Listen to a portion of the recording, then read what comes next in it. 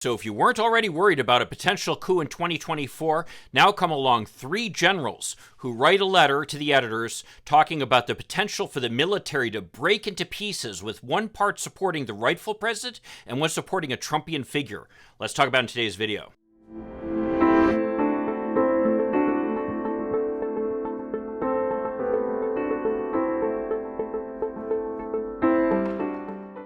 Hi, I'm Mike Greiner. I'm a lifelong Democratic activist who's concerned about the direction our country is taking. If you share my concerns, maybe you could like this video, subscribe to this channel, maybe even click that little bell that will notify you when I post something new.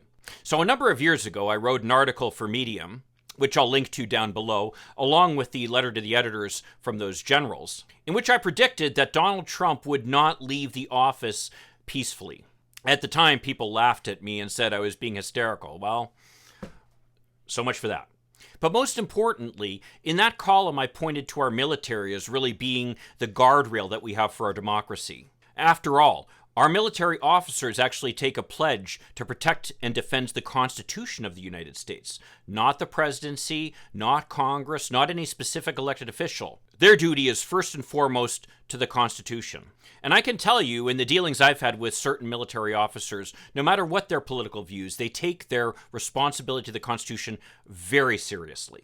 They understand that they are literally the guardrail that protects the American civilian government from some type of foreign interference, as well as interference from within. Now, the problem is, though, that there's been this myth that's been created that is believed by, unfortunately, about anywhere from 60% to 75% of Republicans, that Joe Biden stole the election from Donald Trump.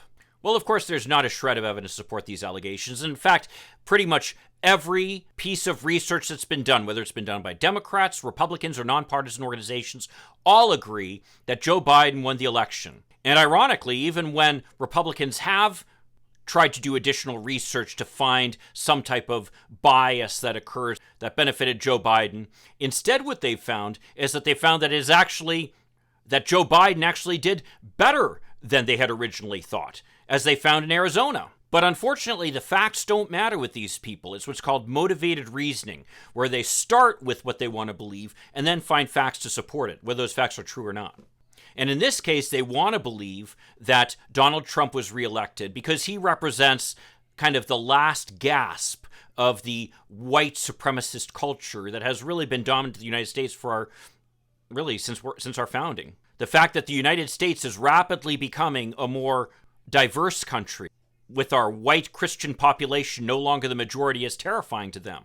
As a result, they've been able to essentially convince them of realities that really have no basis in fact. And that's what we're seeing with this big lie of Donald Trump actually won the election.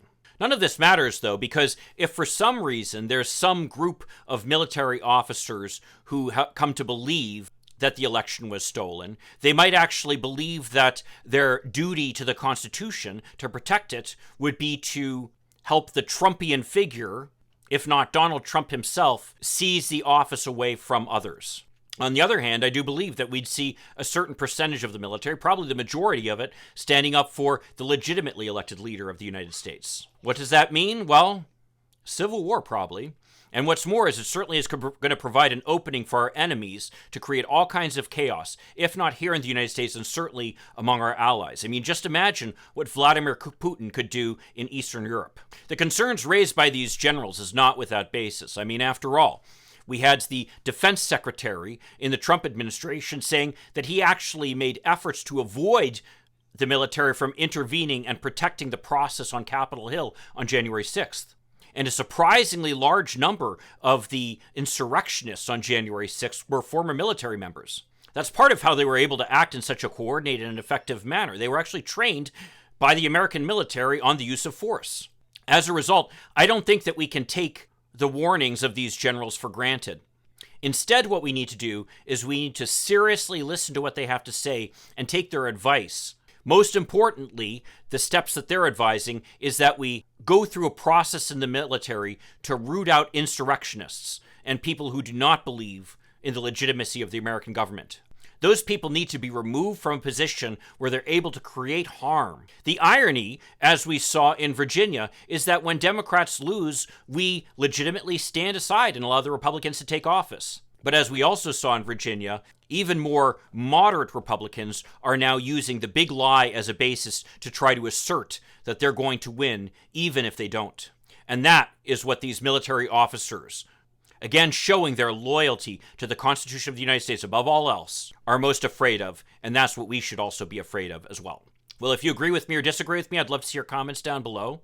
And if you'd like to see another video of mine on the January 6th insurrection and how close we came to a coup on that day, you can follow the link that I put up above. I'll see you in the next video.